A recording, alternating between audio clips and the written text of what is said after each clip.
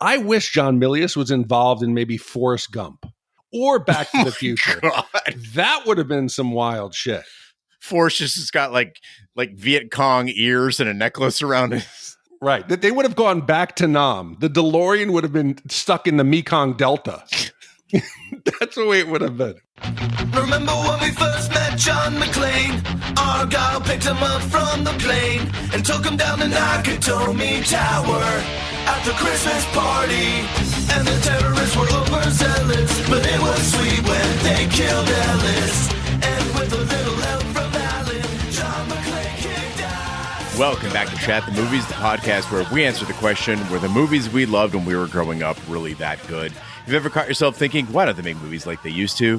Can you still remember spending your Friday night searching for the perfect movie rental at Blockbuster Video? Do you know what Blockbuster Video is? If you answered yes, and this is the podcast for you, I'm one of your hosts, Gene Lyons, and alongside me is my co-host, Big D, Dick Ebert. Good evening. And each week we take a look back in time and decide if our favorite films still hold up. The movies we cover are chosen by you, the listeners, who generously commission the films you love. If you like to see all the movies we have covered, will cover, want to choose one for yourself, please visit shatpod.com and have a look. At the end of each podcast, we'll provide you, the audience, with the number of wipes each movie takes to get off your respective butts. So thank you so much for listening. If you have not already, hit that subscribe button and share with a friend. It's how we help the podcast grow. Additionally, subscribe to our sister podcast, Shat on TV, where we review TV series such as Westworld, Taboo, American Gods, Game of Thrones, True Detective, Lovecraft Country, and Watchmen. Find all the information and past episodes at shatpod.com/TV. And finally, if you'd like to hang out with us live, follow and subscribe to our Twitch channel, shatpod.com/Twitch, and our YouTube channel, where we play video games, host watch parties, and edit this podcast live.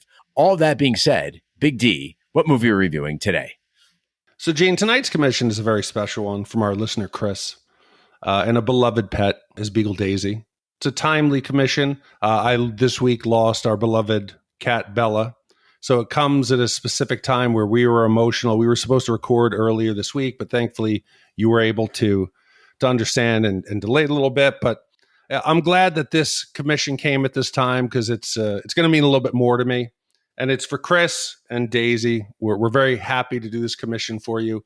And this film, it's lies, lapels, and lemon-scented scams, and where closers are always closing with fireworks. Okay. Now the math again, Glengarry Glen Ross plus Talladega Nights times Wolf of Wall Street on a used car lot. Yes. So that can mean only one thing. It is the 1980 American satirical black comedy film, Used Cars. And Chris was kind enough to send us a voicemail to explain the story behind the commission and why it was so important to him and a beloved member of the family. Hi. This is Chris G, and I'd like to commission a review of the 1980 Bob Gale and Bob Zemeckis movie, Used Cars, in memory of my beloved beagle, Daisy. When I first saw this movie as a kid, the significance of it being a precursor to the production of Back to the Future was likely lost on me. However, I distinctly remember laughing until I hurt, and I likely loved the titillation on display in some of the scenes too. But the main thing I remember was falling in love with the endearing, smart, and soulful beagle in the movie.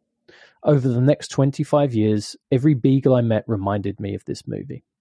However, as a single touring musician who was traveling the world, I didn't feel like it was responsible of me to have my own pup at that point. Cut to 2022, and now married and living in Los Angeles, I met the sweetest little brown-faced beagle in the world. Daisy was a rescue, and she was liberated from a horrible breeding facility where she was forced to have multiple litters before she was even 2 years old. When we adopted her, she came into our lives with a tail that had been broken in multiple places and actually partially cut off. She had double eye infections, ear infections, a UTI, and a fresh spay wound too, and she'd never even been bathed in her life before either. Despite all the challenges that she faced, Daisy was the sweetest, most loving companion, and she brought so much joy to our lives during the brief time that we lived together. Sadly, she passed away this May after a sudden illness at just 4 years old. I'd love to honor her memory by having you review Used Cars, a movie that's quirky, unique, and with a lot of heart, just like Daisy. Thank you for considering this. It means a lot to me. Chris, you certainly came to the right podcast with this commission. Big D and I both being huge animal lovers, Ash as well, Carrie as well. We, as a family here, are rescuers. We are adopters. And I try to explain this to so many people, the feeling, and it's not like I'm better than other people or that I did some great good for the universe, but knowing when you've rescued an animal and taken it from something horrible to a good life. When I watched Juniper, who had multiple litters as a very young dog, was a stray, was abused, when I see her comfortable at home, when I see her lying on her back, belly up without a care in the world, that is a feeling that brings me more pride than anything else I do in my life, better than any achievement. And I know you know that feeling too. And I'm sure that the thing I always tell myself is that the life that you gave Daisy, that's what she remembered, right? Like that's the life that she remembered. And I'm sure you erased everything from the past. That's a huge accomplishment. And I'm honored to be doing this podcast in her memory. And I agree, Chris. Bella, who we lost, was a street cat that Vanessa found in Brazil. Thought it was an infant. Turned out to be an 8-year-old cat that was starved with one main, like in the big tooth, the canine, or whatever I don't know what the main teeth are, the grabbing teeth. She had been fighting in the street for her whole life. She only had one of those, took her home, and she spent the year and a half. She passed from cancer, laying by the pool, living her best life. And Vanessa was devastated. We were devastated. But I said to Vanessa, she knew love for the first time in her life. She was comfortable enough. She made friends with Marshmallow the rabbit. Lily, our other cat, she connected with somewhat. But she knew love. She knew safety. She knew peace. And I know you as guys, we're always not the most emotional. But when we went to the vet and the decision was finally made, it was Emma and I together. And Emma said it's the first time she'd ever seen me cry. So these pets, if you're not a pet owner, it's a member of the family. And a lot of times you have to make hard decisions without knowledge or feedback from the family member. You have to decide, did I do everything? And it's a very difficult decision. So Chris, Daisy was lucky to have you. And again, glad to have you as a listener. So no more soapbox for me, sorry. Big D, not to be too irreverent, but I know Vanessa posted that Bella, before you guys rescued her and brought her from Brazil to America, was eating a lot of like street trash and stuff like that. You think that had any contribution to her questionable health, or was she like a perfectly healthy cat when you brought her home? She had issues, but we had assumed she may have eaten like a piece of a tin can, some glass, something, swallowed one of her teeth. And that's what ended up making it difficult, because cancer was always the last thing. Oh, maybe it's just irritable bowel. Maybe it's an obstruction. Maybe she ate something. So in the end, we exhausted all those avenues. And in the end, it turned out to be cancer. So there was nothing we could do at that point. And she had one final day. She ran through like as if she knew she was going. She went through the house. She hung out with Marshmallow. She went into his cage. She laid out by the pool.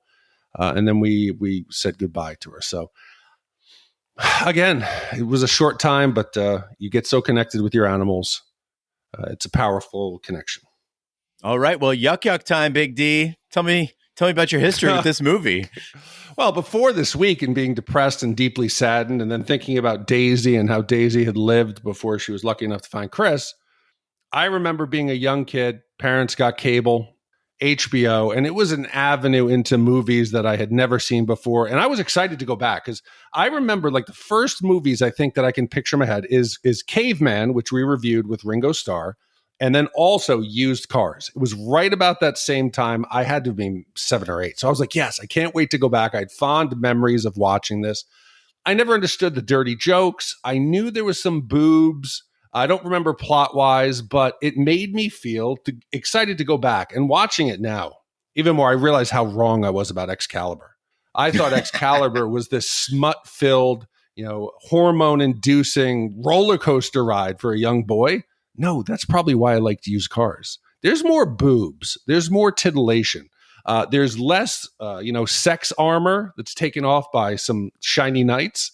But this was a sexed up, like thrill ride of crashed cars. So I was excited to go back and just refresh my memories. Well, Chris, I have a list a mile long of movies I want to watch with my wife. We're expecting our child any day now. There's going to be some downtime where she's, going to be in bed for a bit. And we're going to be at the hospital. Who knows how long labor is going to take. So I started making this list, and it was Once Upon a Time in Hollywood, and Oppenheimer, and Parasite, Moonlight and The French Dispatch, Come See Me in the Good Light and Friendship and Eddington and Weapons. I want to watch Alien Earth. Big D's been talking all about it. I want to watch it. I want to watch every episode of Peacemaker. I want to get caught up on The Righteous Gemstones. But we only get about 2 hours a week for TV and movies combined. And this week, I got to spend my time on used cars. And before I hit play, Big D, I took a look at the popcornometer rating, and it was at 69%. And I looked at Sarah, and I said, I'm so sorry that this might be the last movie you watch before you give birth. So this viewing was absolutely for Chris, but I have no regrets. Well, Used Cars is a 1980 dark comedy co-written and directed by Robert Zemeckis. The story follows Rudy Russo, a devious salesman working for affable used car dealer Luke Fuchs, played by Jack Warden. Luke's principal rival, located directly across the street, is his more prosperous brother, Roy Fuchs, also played by Warden, who is scheming to take over Luke's lot. Steven Spielberg and John Milius acted as executive producers on the project, while the original score was composed by Patrick Williams. Filmed primarily in beautiful Mesa, Arizona, the film was released on July 11, 1980. Although a modest box office success at the time, it has since developed cult film status due to its dark, cynical humor and Zemeckis' style, and also being on HBO a lot. It was marketed with the tagline, like new, great looking, and fully loaded with laughs. Let's hit the trailer. Coming this summer from Columbia Pictures, a movie that asks the question, would you buy a used car from this man? Folks, here at New Deal Used Cars, we are stripping away inflation. We're taking off those high prices. Or this We man? have a group of immoral charlatans masquerading as businessmen. They will stoop to the lowest, Hold most it, Roy. Would you buy a used car from this man? Sign your name right on. Or from this man? You can look inside. No, I don't want to look inside. Oh, just get in the car. Get in. Get in. Well, these people did.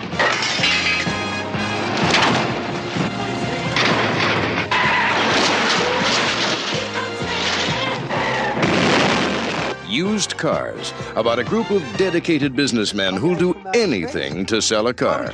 We can't do a commercial wearing these. We'll come off looking like a couple of $695. You got it. Margaret, let's take a look under the hood, shall we? Whoa! Hey, look, Bear. Now wait just a minute. What the hell is this? Is this a 1977 450 SL for $24,000? That's too high. No, he just said. Did you notice that? No, that's a violation. Used Cars. It's a dirty business.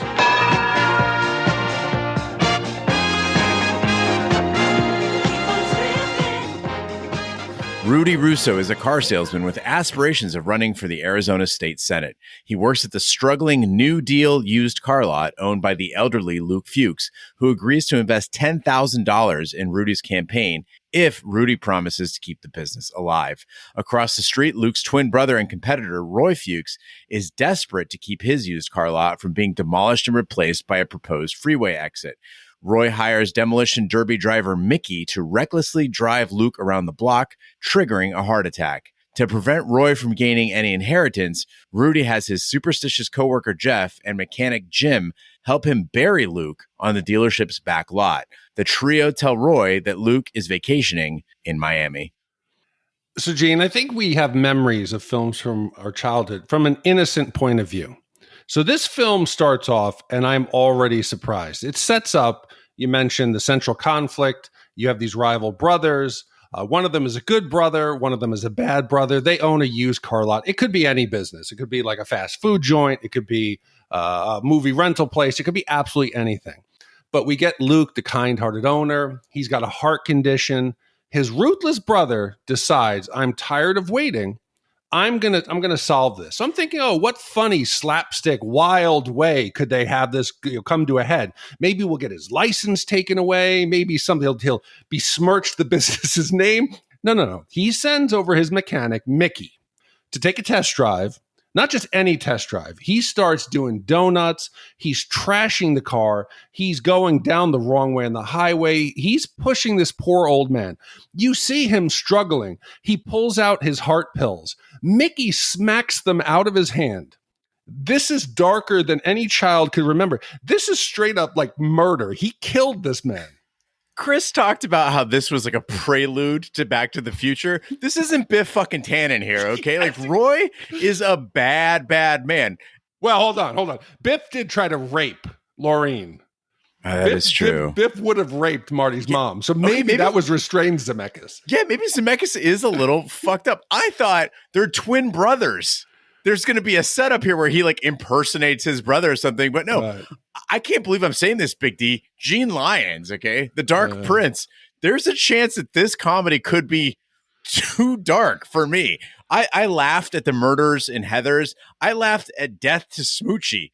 You know I love Fargo, very dark comedy, but there is something different about Used Cars. When Luke is dying of a heart attack and Mickey like swats the pills away, I was like, no, like he's a sweet old man. What are you doing? Jeff later, I mean, speaking of Daisy, Jeff fakes a dog's death to sell a car in front of a family, making them feel like they ran the dog over, like bump, bump. I wasn't laughing. I was thinking, that is awful. Like, this makes me feel not good about watching this movie. I can't put my finger on it, but my guess is, unlike those other movies like Heathers, Fargo, Death to Smoochie, the overall tone of the movie isn't cynical. It's funny, it's upbeat, it's horny. So the dark stuff, it feels sad. It doesn't feel shocking and funny. It's just sad. No, but you're forgetting another key part here, right? They love Roy. Roy's like a father to these men who run. They bury him. So his rotting corpse is like 15 feet away from them all day. No one says this is a bad idea. Their beloved friend they're going to bury. For people who haven't seen this movie, they put him in an Edsel and they put just like some garlic cloves around his neck and some like coins in his eyes, I guess, for the ferryman, and then just push him into a pit. And they don't even like cement it in, or it's just covered with dirt. Done deal. Yeah, and it makes sense now, Gene. There was a name you mentioned in the intro here. Yes, it is Zemeckis and Gale. It is John Milius. This is John Milius. Yeah. His handwriting's all over it. I wish John Milius was involved in maybe Forrest Gump or Back to the Future. God. That would have been some wild shit. Forrest just has got like Viet Cong ears and a necklace around his... Right. They would have gone back to Nam. The DeLorean would have been stuck in the Mekong Delta. That's the way it would have been. It would have been great. Or he would have let Laureen get like abused. And then there would have been some whole mental trauma. He's a dark dude. When the New Deal crew hijacks a major network football game, the commercial they air goes awry, but it results in a crowd of new customers the next day. When Roy lures customers to his lot by hiring circus animals, Rudy counters with a live stripper show. Luke's estranged daughter, Barbara Jane, visits the lot in hopes of reuniting with her dad, having dropped out of college more than 10 years before to live on a hippie commune. Rudy conceals the truth about her father by taking her out on a date and inadvertently convinces her to stay in town. So now that Roy is dead, they have to come up with some solution in order to save the business, and more importantly, for Rudy to make his money to get into politics. So the crew, there's 4 or 5 of them. You got Jeff, Rudy, we got Jim the mechanic. Later on, we got Barbara, but then they also have their idiot friends, Freddie, and I think his name is Eddie. They decide they're going to hack into a football game broadcast on air with their own commercial. It goes completely off the rails. They're wearing these little disguises, and they've got some girl, Margaret. And Margaret is a smoke show. Mm-hmm. She's a good-looking 1980s. And I think somewhere down inside, I remembered Margaret. In the shenanigans that ensue, her dress gets caught onto the hood. They raise the hood. Hey, let's look at that engine. Rudy throws it up. Her dress gets caught around her head. Her tits are out. She's wearing tiny panties. Kurt Russell's rocking these like crazy, like slinky glasses. The other guy has, I think Jeff has penis glasses. It's ridiculous. It's insane. It's like anything we've seen in a lot of these like 80s sex romps, like maybe like Porky's or whatever. But there is a difference. There's a shine to this. And I remembered Zemeckis, Bob Gale, they're behind the camera. This could look trashy and cheap, but instead, Zemeckis frames her breasts in the shot. Kurt Russell's head is going around. It's quality. It's better than it deserves to be. The camera work, the pacing, the staging, it's sharp. You can tell this is a professional filmmaker. I wanted titties in Back to the Future after this. That would have been what I wanted out of Zemeckis.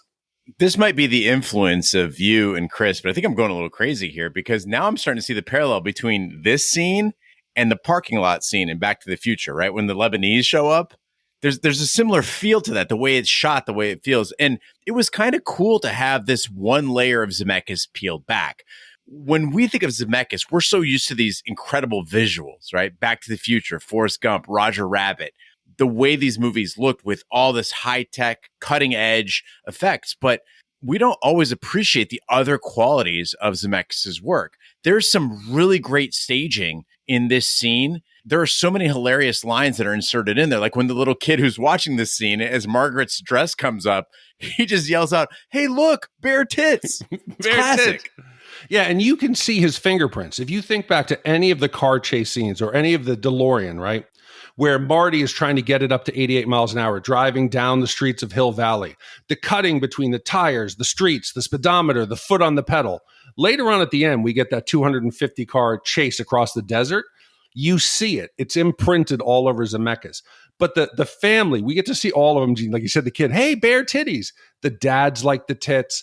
Everyone who's watching the commercials doesn't seem to have a problem. Even the wives are like, don't look at those tits. They're not like, oh, that's disgusting. That's sexist. They're like, no, look at my tits. Don't look at those.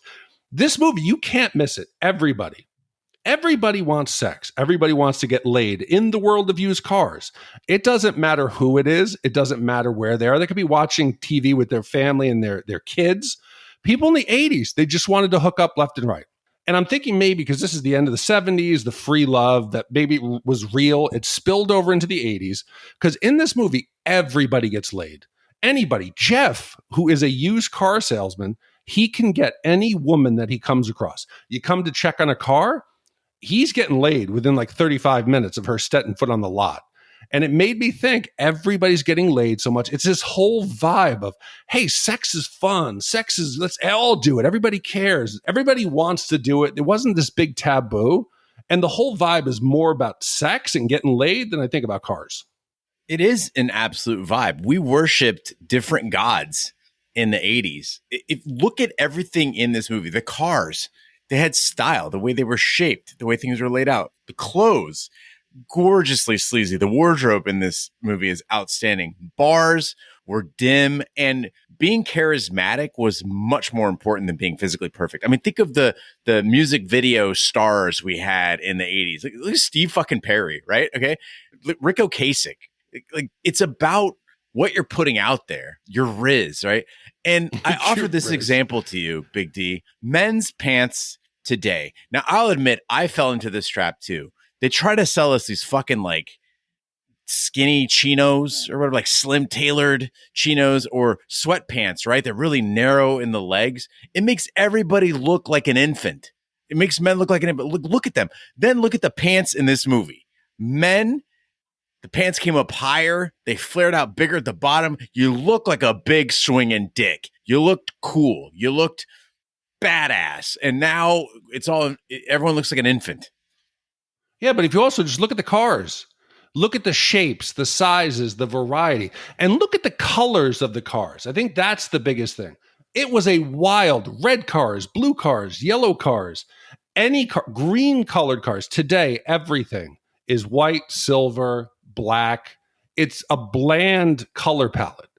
We've definitely like our style. Yes, the cars look today in general, I think, of a higher quality. They're a maybe a more polished product, but they lack any kind of pizzazz, any kind of difference or excitement.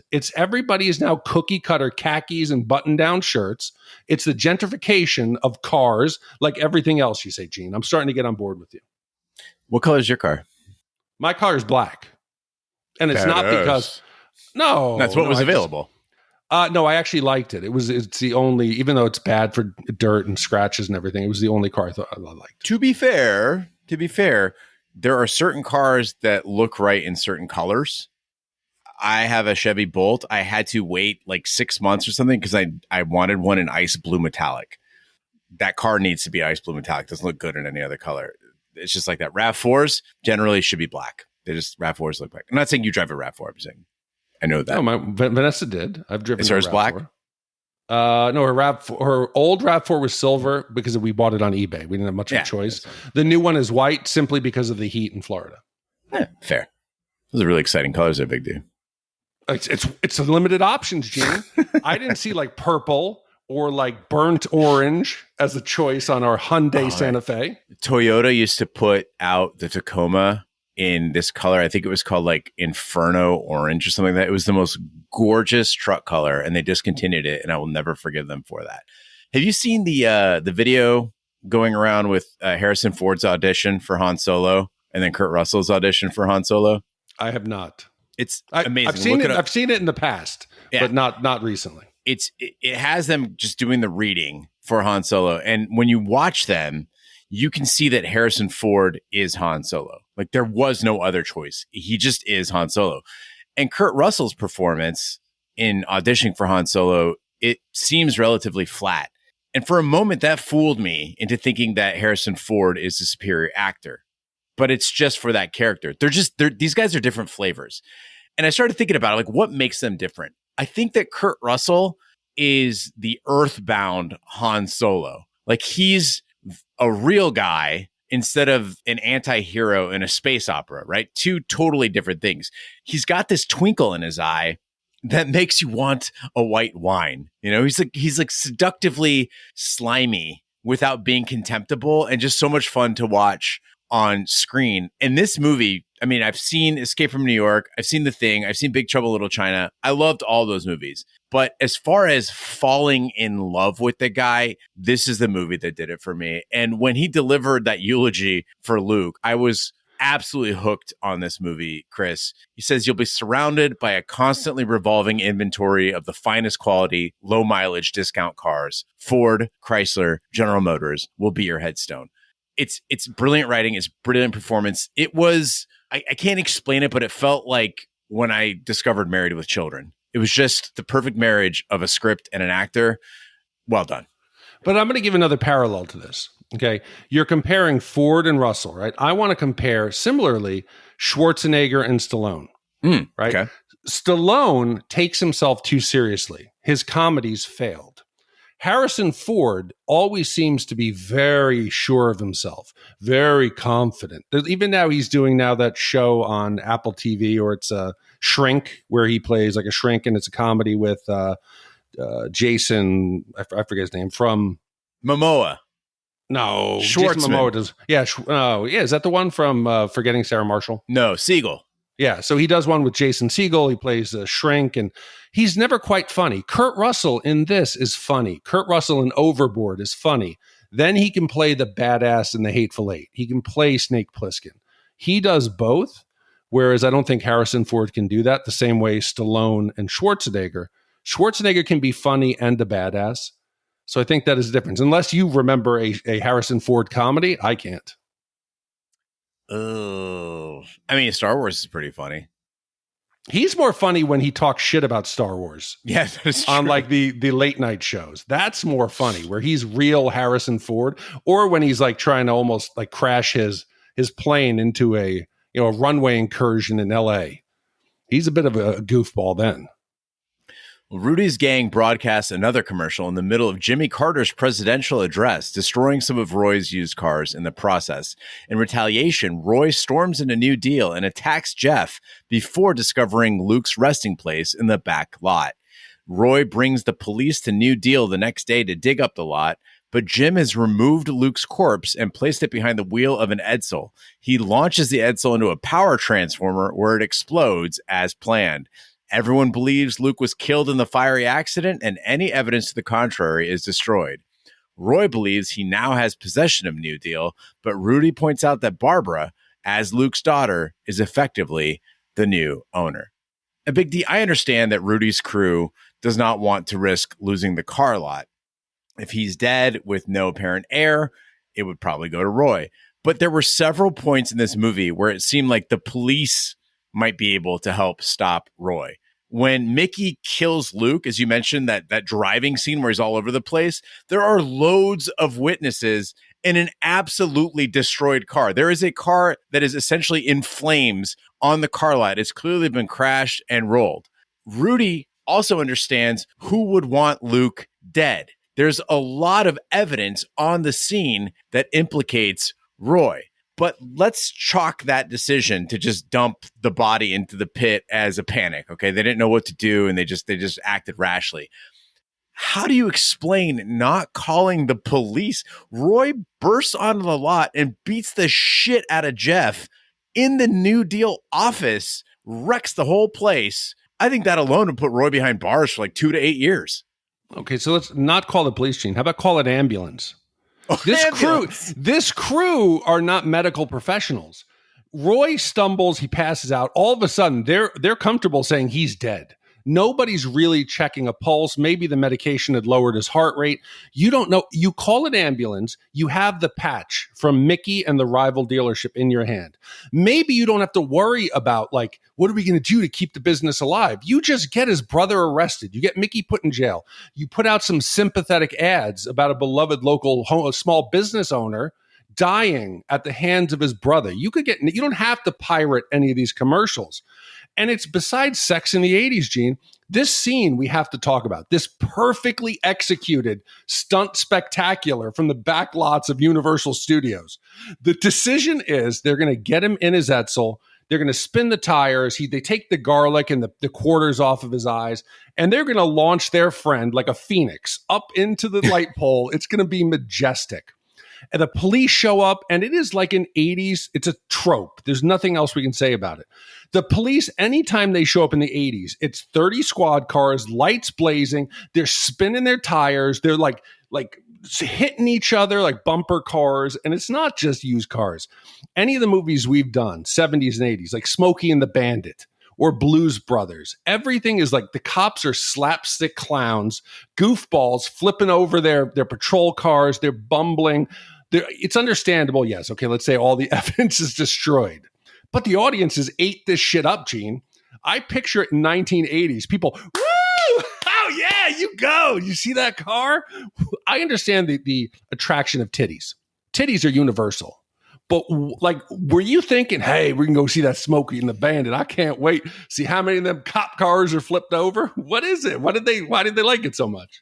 I mean, it is used cars. Like, it is a car movie. So it's probably made to attract people who like cars. So there's that. But also, think about the movies we watched doing this podcast where it was like, you know, an earthquake or a dude flying or a dragon. Like, they never looked good in the 80s. What you could absolutely do is spectacular car scenes. So I think that budget that they would use for, you know, the Avengers and shit, it was just like, hey, cars. Also, Arizona at the time, and I lived this, it was very Wild West when it came to driving. We loved driving like fucking absolute idiots because there was nobody out here.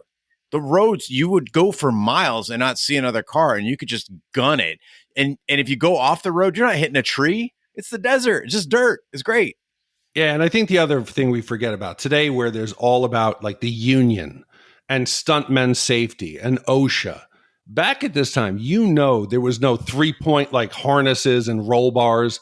These are people in like regular cars and driving them and flipping them over and crashing them.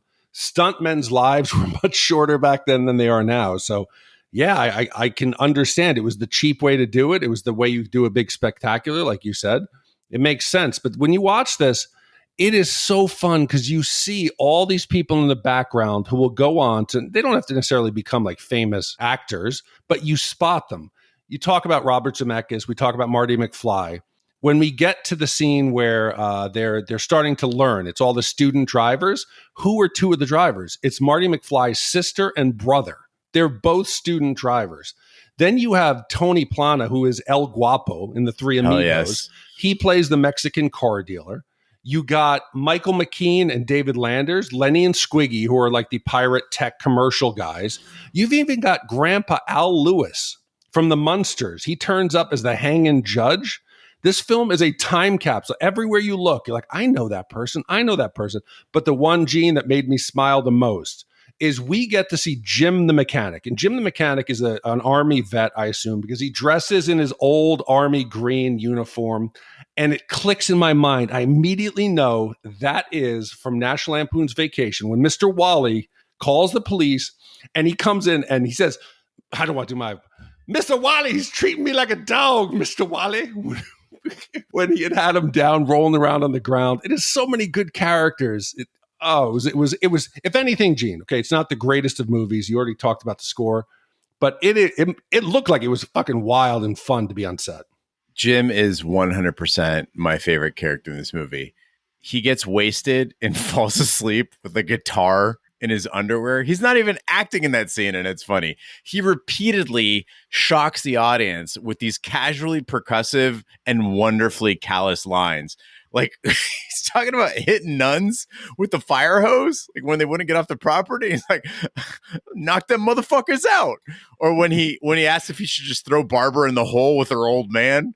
But the moment that had me rolling the most is they're filming that commercial on Roy's lot. And Jeff is walking around in that like Marshall, like that cowboy suit, and he's just shooting up the cars. And suddenly Jim pops up in like this purple supervillain suit and he gets shot and these squibs are like popping off. I don't even know how they pull that off. He falls over the car. It's streaking blood all over the place. He's like, you got me, Marshall. It's so fucking good. I don't think those are squibs. I think they put like some kind of Ziploc bag under his shirt and they shot him with like birdshot or salt because he gets hit, goes down, and Jeff looks at him like, "Ooh, shit, did we really kill him?" And then he does the, "You got me, Marshall." So fucking stupid, but so funny. Fun fact, 37 stunt people died making films in the U.S. between 1980 and 1990. 24 of them helicopters. Yeah, but you had like the Twilight Zone, which got a bunch of them in one shot. It was like 12 dudes. No. Yeah, got some kids, some actors, some stuntmen. Yeah, that's well. You figure if like a helicopter goes down, I want to know, Gene, how many like people were paralyzed, broken bones. You'll survive a car crash if you're in a helicopter. You're done. I want to know how many paralysis we had, Gene. I think that'll be high. Well, Barbara arrives to the lot and fires Rudy, Jeff, and Jim for their cover-up scheme. Roy has his connections in local television station KFUK re-edit a New Deal TV commercial to imply that Barbara has a mile of cars, while also pushing a trumped-up charge of false advertising. Rudy's luck changes when he wins a bet on a football game, guaranteeing him enough money for his campaign. Once he discovers that Barbara is being prosecuted for false advertising, Rudy convinces her to tell the court that she has a mile of cars. To avoid a charge of perjury, she must prove it in front of the judge by having more than 250 cars on her lot by 2:45 that afternoon. So listeners, there's a lot of times that I come into a film, and I assume Gene's the same way, with a predetermined idea of where a review will go. Good, bad. I'll have some preconceived notion, a destination of where I think it'll go. And then like today, as we're talking, I find myself loving all of these characters individually. They're all unique. They're all fun. We're talking about Jim. We're talking about Roy. We're talking about even Barbara and Rudy or Mickey. They're all great. But Jeff, I love Jeff. As a character, if we had a Mount Rushmore of movie characters that we would want to hang out with, I think most people, you probably have like the dude from The Big Lebowski. He'd be up there. That type of guy who would be fun. He's cool, sit down, have a couple drinks. But Jeff, he is cool. He's fun. The ladies absolutely love him. He chooses to lose a bet, to throw away money, if it's a chance for Rudy to get his dream. He'll help you bury a body. He won't blink an eye. Every woman here, he'll share them with you. He doesn't care. It's his friends all the time. He's down to have a drink. He's a hell of a guy to be around. He's the definition of like a best friend. He's the ultimate buddy. His fear in life, Gene, to listeners who haven't seen this movie, is red cars. For some reason, he does not trust red cars. It's an omen of bad things, death. It comes to the pinnacle moment in the end. He's in a red car. Chips are down. He cannot let Rudy down. He does what he could never think he would do. He gets in that red car and starts driving. There's a train in front of him, like one of those, Arizona 700-mile trains that might take you 12 hours to get past. He straight up Dukes of Hazzard generally jumps over this fucking thing, almost kills himself and a family, and he does it. Why, Gene? This is like Toretto from Fast and the Furious. It's all about family. Jeff is about family. He'll do anything for you. I love you, Gene. I don't know if I'm jumping a car over a moving train or burying a body unless you can clearly and definitively tell me why that person deserves to be buried. Well, despite the fact that Jeff is betting on a Kansas City versus Denver game that clearly, if you look at the TV screen, features my beloved Arizona State Sun Devils, he is the shit.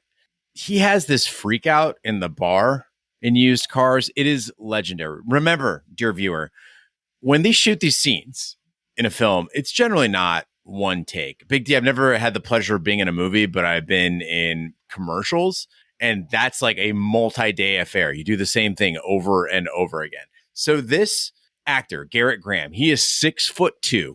He is out there in this bar throwing salt, crawling under ladders. He's breaking mirrors over and over and over again for your entertainment. He is definitely on the hangout Mount Rushmore, just a dude that I would want to be around. He's willing also to take another friend and stick him in a car, set him on fire, and launch him into a telephone pole like a fucking rocket. He'll do anything for you. He's a guy you want him on your side. You definitely do. So, Gene, now with that bet, Rudy has the money. Rudy's got the money to do what he's dreamed of for years. He's been saving up with his refrigerator money.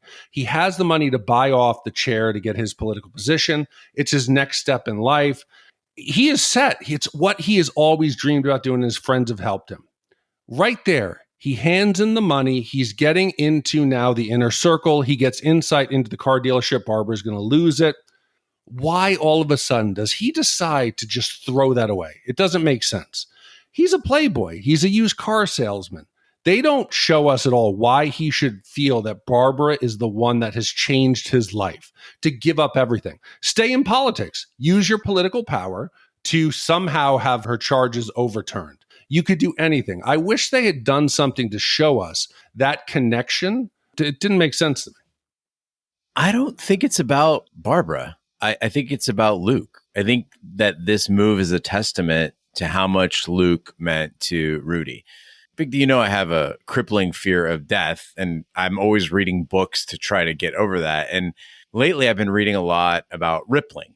And rippling is this idea of immortality. It's different from becoming immortal through like monuments you build or heroic deeds you do, or even recording 500 episodes of a podcast.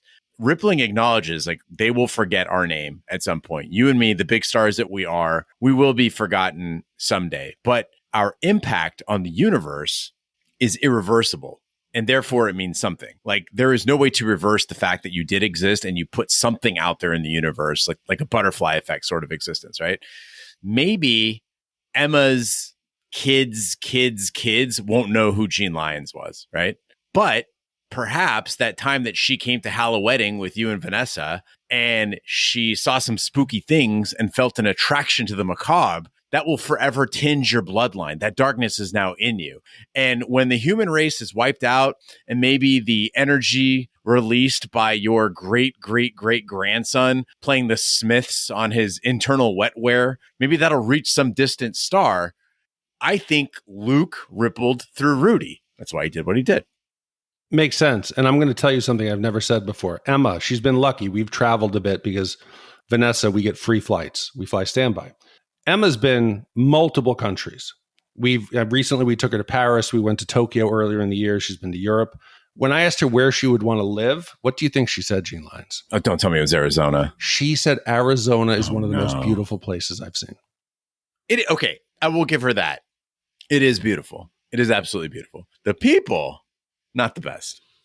Well, it was absolutely beautiful. You know, in the distant star, you're reaching the great-great-grand. You've had an impact, Gene. Is she a water person? Does she like the water? She likes water, not the beach. A person after my own heart. I love it. Mm-hmm. So I'm telling you this, all of us, the whole Shat crew, Chicago. It's the place to be. You got your hat on right now. You ready to go? I agree. I do. I love Chicago, but I don't like those cold buns. Oh, That's why I left New York. but we can cuddle. In those windy days? Yeah. Are you wearing your Shy Socks hat right now? Beautiful. I love it. I am. I love it. Hold on. Were they having a fire sale because they suck ass? No. I play softball and I needed a silver hat. So this was the only size 8 I could find that I liked. And I think the design's cool. I bought 2 of them. I bought the socks in the old. I saw that one. Yeah. And I have what's called, I think, the 80s Batman or whatever they call it. It's the 80s logo where he's taking the swing. Yeah, that 80s logo of the socks, and then also the Montreal Expos 80s logos was like my favorite baseball logos. Yeah, I saw a kid the other day wearing a Rockies hat. I don't know if I told you, but I was so proud of him. I was like, stick to your dreams, kid. You're a real one. Rudy spends his investment on 250 cars purchased from Manuel, a Mexican wholesaler. Also, he buses in 250 student drivers to deliver them all to New Deal's lot in less than 2 hours. After overcoming Roy's attempts at disrupting the convoy, the drivers arrive just in time. The total measurements are just long enough to equal a mile of cars, saving Barbara and the car lot. Roy's former attorney informs Rudy and Barbara that once the freeway ramp across the street is constructed, New Deal will become the largest dealership in the state. Everyone celebrates except Roy, who is taken away into custody for contempt in front of the judge. Rudy and Barbara embrace each other with a kiss. So, Gene, one of the most painful sequences here is this convoy through the desert. They start on the streets.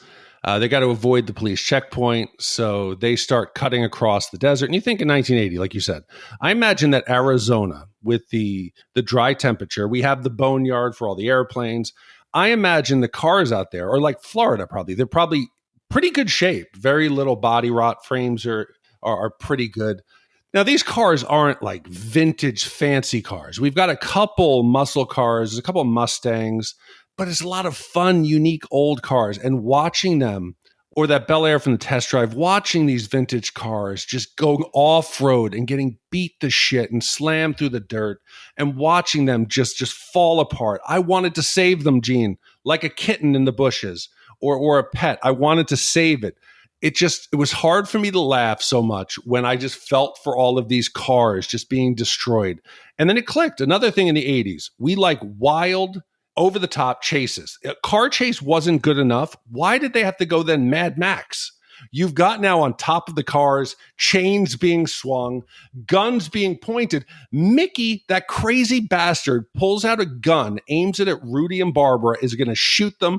It turns into something that makes Smokey the Bandit and the Blues Brothers look like it's tame. It is this wild ending where it was exciting enough, this whole chase, but I could not get over, Gene, just the destruction of those cars. Did you want to take, because you save mopeds, you save like these weird vehicles. You had your RAV4. You like to collect these unique pieces. This had to have broken your heart, dude. It was awful to watch. It was like watching like puppies being massacred. You know me, I'm a massive progressive, super leftist. So people assume that Barack Obama is like one of my heroes. He did one of the most horrible things in American history in my book, which was Cash for Clunkers. I don't know if you guys remember this. It happened during the Obama administration, but they wanted to get all these old cars off the road to improve like the environment and emission standards and all that stuff. And so they bought back vehicles in essentially any condition. I have a list, Big D, of some of the vehicles that Cash for Clunkers took off the road. And this is all off of government data, how many of them they did. 1992 to 1997, Ford F-150s, great trucks, okay? Mm-hmm. 20,222 of those were taken out of commission by Cash for Clunkers. 93 to 98 Jeep Grand Cherokees, great cars, 20,844. GMC pickups, Chevy Blazers, Ford Explorers, Dodge Rams, like all these cars were getting taken out. And these are all like these, these 90s to 2000 models. And so when people are wondering, and the list goes down, right? I mean, there are some actual like incredible cars that were also taken off. Those are like the most common, right? But point being is that a lot of us wonder, like, why were these cars from our childhoods? Like, why don't you see them on the road anymore? It's not that they all broke down. It's that they were just mangled up by a government program. So yeah, it's a tough one. So This is sad. Cash for Clunkers, sadder. But we got to talk about the 75 mile per hour thing. These kids had to drive 75 miles per hour to get the cars to the lot on time. We know that Manuel's property is 2 hours away from Luke's and Roy's car lots in Mesa. Okay. And this dealership that we're seeing in the movie, Roy's dealership, right? That was a real Chrysler dealership when I was a kid. I feel like I'm bringing back a lot of like really harsh American governmental history here, but Zoom, zoom, zoom, zoom, boom, boom, boom, boom, boom, boom, boom, boom. Here he comes to save the day. Yeah, you see, you were talking about all the faults in Barack Obama. Now you ruined it. Yeah. Your cape fell out. This is a real dealership when I was a kid, and it survived all the way until the financial crisis of 2008. Then it went out of business, right? So I know where it is. Barbara points out that going 55 miles per hour, which the kids start out driving, it's going to make the convoy 90 minutes late to its destination. So she's like, you got to drive 20 miles per hour faster. Doesn't make sense. This math doesn't add up. If a trip was supposed to take 2 hours at normal speed and going 55 is going to get you there an hour and a half late, you would need to drive 100 miles per hour to arrive on time. If you're driving 75 miles per hour, you're going to be at least a half hour late. I don't mean to nitpick the movie. It's just weird that they put this many details into the movie and then we're wrong about them. This is not Back to the Future. What's fucking weirder is I didn't even catch it. I'm normally nitpicking like all these little, I got caught up on why don't, you know how they're one car, they're short 18 feet. Yeah. I thought just ask the judge for a remeasure. Say, I believe you skipped some cars. Can we do a remeasure? Do a procedural question. Challenge it. Say, I want to also where they seem to be measuring from hood to back. Say, why did you guys skip the bumpers? Why didn't you guys measure the little, the little piece that stuck out from the bumpers? Or the exhaust pipe. Does the exhaust pipe count? It's Bush v. Gore, man. The libs just don't have any fight in them. Yeah, fucking weak-ass libs. Fucking weak-ass libs. I agree. Anyway, in the end of the movie, we get a happily ever after. Rudy and Barbara, they rip off an old lady on the car lot. This car lot that wasn't a dream for either of them to maintain. Barbara's a hippie. Rudy wants to be a politician. The only person in this movie who was willing to kill to have the biggest car lot in Arizona is Roy L. Fuchs. And somehow, for some reason, Barbara never needs an explanation from Rudy about how her dad died, why Rudy covered it up and threw his body in a pit, why Rudy and Jim and Jeff blew up her dad's corpse without asking her. She trusts this guy after fucking him once enough to perjure herself in court after knowing he covered up and potentially killed her father. Like, this is the gaping hole in the movie that I just do not understand. It's too convenient. No, and I think I would have been happy with an ending where maybe Rudy then still goes into politics. She becomes his trophy wife, who also is corrupt and involved, and they leave the car dealership to Jeff and Jim, the only two who deserve it. Yeah. They then hire on the staff from Roy's who are not involved in trying to kill an old man. And, you have the other guys, you have Freddie and Eddie do the commercials, but that would have been too perfect. It just ends. They're going to take advantage of people. They're bad people. Everyone's bad people. In the end, I think that was the message. Well, now's the time of the podcast where we give you our Shat score for used cars. The Shat score is our way of telling you how many wipes this movie takes to get off your respective butts. 0 wipes is a perfect movie. It's blowing the shit out of high prices.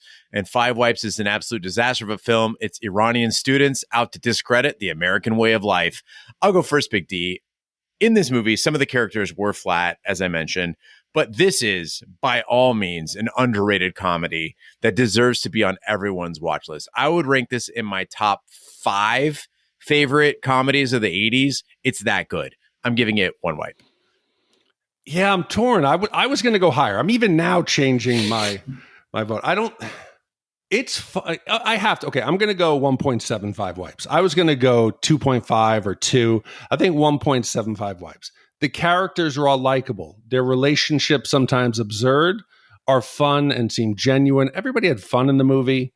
It's considered a cult classic. It made almost no money, but cost almost no money. Zemeckis adds that, I think, that little bow on top. If you put in Gordon Ramsay into a McDonald's, he could probably make that Big Mac look fucking beautiful. And that's what Zemeckis did with this. So I think 1.75 I'll go with. All right, with 1.75 wipes from you and 1 wipe from me, that gives us an average wipe score of 1.375 wipes for 1980s used cars. I hope I don't get buyer's remorse when I get down here. What was it, Gene? 1.3? 375. 1.3. Okay, Gene, with a score of 1.375, that now stands alone in the 93 spot.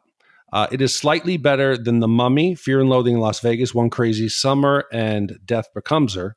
Slightly worse than The Sure Thing, Scream, Office Space, Lethal Weapon, and The Matrix.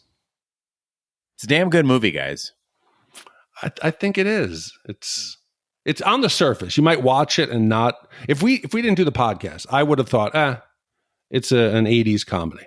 I can't imagine a person with a sense of humor watching this movie and not laughing a lot. And I think that's what a comedy is supposed to be. So also, Gene, it doesn't come at anybody's expense. Nobody's the punchline.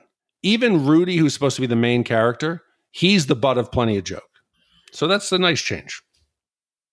By the way, a little follow up on Cash for Clunkers.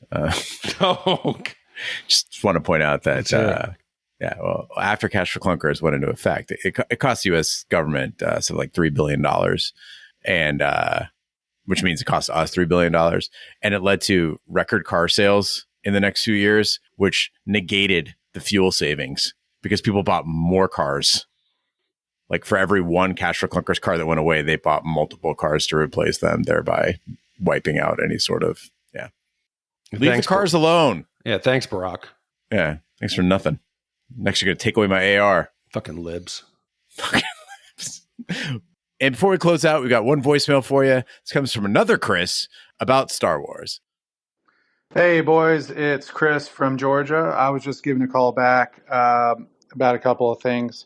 One, when I was talking about Star Wars, you said to ask my son what he thought in terms of the special effects, etc. And for the most part, he was pretty much on board with everything, but pointed out that the first three, the prequels, he felt like a lot of green screen in it. But other than that, he thought the special effects were good. Continuing on, a couple episodes ago, you guys mentioned about a website you use for checking where to stream something. I can't remember what the website was, but I was just going to mention I use IMDb for that, because if you pull up the movie on IMDb and you scroll down, it'll tell you where it's available to watch for free or where to rent it from. I've always found that very helpful. Also in the Plex app too, but usually I go to IMDb out of habit. Finally, the other thing I was going to talk about was Deer Hunter. This was another movie I had never watched, knew it was a classic, et cetera, but never watched it. And so as soon as I started your podcast episode, I stopped, went ahead and watched it. Took me a couple of days, but did actually watch it before listening because I was curious to kind of see where you guys would go with it. Plus, I didn't want to have anything ruined for me. And I find it amazing. You guys were so dead on with exactly how I felt about it. Just the first hour alone was excruciating for me with the whole wedding and the whole planning and all that stuff. And as I'm watching the movie, all I can think about is that stereotype, I guess, from the 80s movies where you see the teenager or whatever grab the piece of gum out of their mouth and pull it and stretch it out. And I felt like that's what this entire movie was just somebody taking it and just stretching the storyline out as much as possible to the point where like 3 hours is just ridiculous. And I know I'm 45, so like maybe I just don't have the patience for it. Like same. Maybe I just, if I was born at a different time or something, it would feel more just average for a movie to be 3 hours like this. But it just felt like 3 hours that could have been an hour and a half easily. I can't remember. Oh, yeah, and the transitions. I'm right there with you in terms of watching this and being so utterly confused when it would just jump to the war or jump back. And it easily could have been transitions put in of some sort, whether it be a fade, whether it be looking at like an item that draws him back to being there overseas. Anyway, whatever. My 3 minutes is up. So just want to say thanks, guys, and I will talk to you later. Bye. I think it's important to note that film is a relatively new medium compared to literature or other things. And so we have seen a rapid evolution of the way film is presented. It reminds me of if you've listened to like old recordings of music where there was like no bass in it, like you listen to like old jazz records and stuff.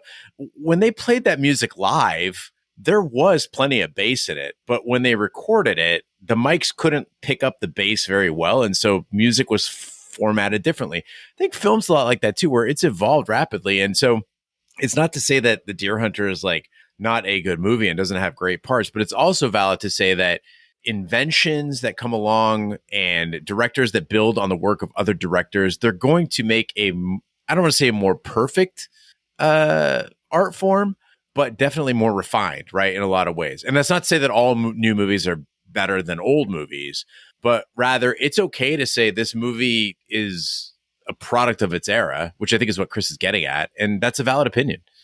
Yeah. And I think, well, I assume I have an internal clock. If I start noticing the time, it's a pacing issue because you could have our film next week is a longer film. Yeah. I never felt that it doesn't feel like it at all. Think of it. No. Never. There's some 3-hour films we've done, or even look at long ones like Heat. Yeah, sure, you could trim stuff off, but there was never a point where I was like, oh, I think I'm going to have to get up and take a walk. I might have to go do something. It's not just us. Fucking Used Cars is like 2 hours long. It doesn't feel like it. It doesn't feel like it at all. It feels like a tight, maybe 80 minutes, 90 minutes tops. The movie just zips by. So I think it's valid there. And then again, Chris talking about Star Wars and the CGI there. Car crashes, baby. The physical thing generally just looks better, especially back then.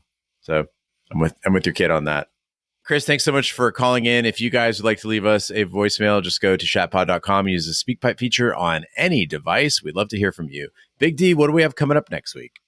Gene, next week, a new English teacher, John Keating, is introduced to an all-boy preparatory school that is known for its ancient traditions and high standards. He uses unorthodox methods to reach out to his students who face enormous pressures from their parents and the schools. With Keating's help, students and others learn to break out from their shells, pursue their dreams, and seize the day. Commissioned by Robert F., came out in '89, and we're going from Used Car, a very small movie, to a very big movie, big stars, big budget, big box office, and big a lot brains. of Academy.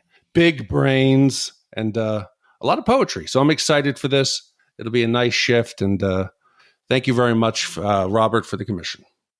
And thank you, Chris, for commissioning Used Cars. Thank you to all the commissioners who make this podcast possible. That concludes this week's episode of Shat the Movies.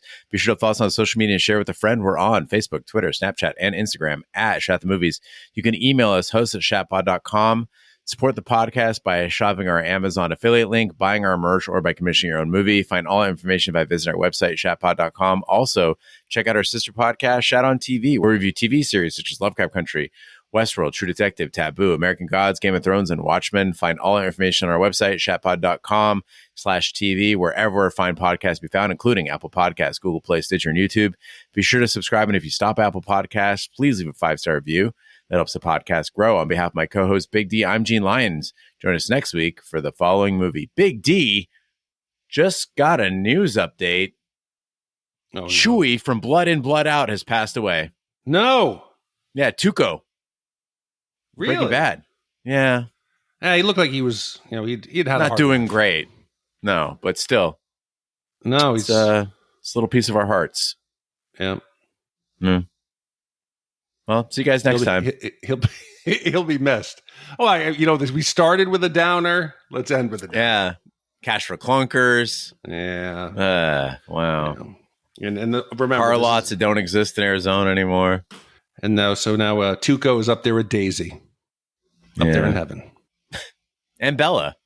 Yeah, it's gonna be a lot of frolicking. It'll be fun. I can picture now Tuco, sitting with Bella and Daisy and just enjoying the view. Bless you all out there, Shat Nation. Yes, stay safe, gentlemen. What are the 4 pillars? Tradition, honor, discipline, excellence. Banners up. Welton Academy for Boys. A breeding ground for the future leaders of America. An institution dedicated to achievement, virtue, and conformity. A school whose rigid standards are upheld by every single teacher. except one. Come on, Mr. Overstreet, you twerp. Mr. Anderson, are you a man or an amoeba? Language was developed for one. Pictures presents Robin Williams as John Keating, teacher. Well, is this a dagger I see before me? Philosopher. I like Byron. I give him a 42, but I can't dance to it. Orator. Oh, Titus, bring your friend hither. And founder of the Dead Poets Society. A bunch of guys sitting around reading poetry. No. Ding. Thank you for playing anyway. What was the Dead Poets Society? The dead poets were dedicated to sucking the marrow out of life. Spirits soared, women swooned, and gods were created. Not a bad way to spend an evening, eh? I hereby reconvene the Dead Poets Society. To strive, to seek, to find. Gotta do more, gotta be more! Dare to walk a new path, dare to strike out and find new ground. I'm hearing rumors, John, about some unorthodox teaching methods in your classroom. Break out. I'm gonna do it! John Keating. He began by teaching English. Now, he's changing lives. I got the part! Tear out the entire introduction. Who put you up to it? Was it this new man, this, Mr. Keating? Are we just playing around out here? Or do we mean what we say? Tradition, honor, discipline. Rip, shred, tear. What is this Dead Poet Society? I want names. This is a battle, a war. The casualties could be your hearts and souls. For the first time in my whole life, I know what I want to do. Medicine, law, business, engineering. These are noble pursuits. Poetry, romance, love. These are what we stay alive for. That's beautiful. Sit down, Mr. Anderson. Sit down. What the hell is going on here? Seize the day. Touchstone Pictures presents Robin Williams as John Keating. He was the inspiration that made their lives extraordinary. Dead Poets Society.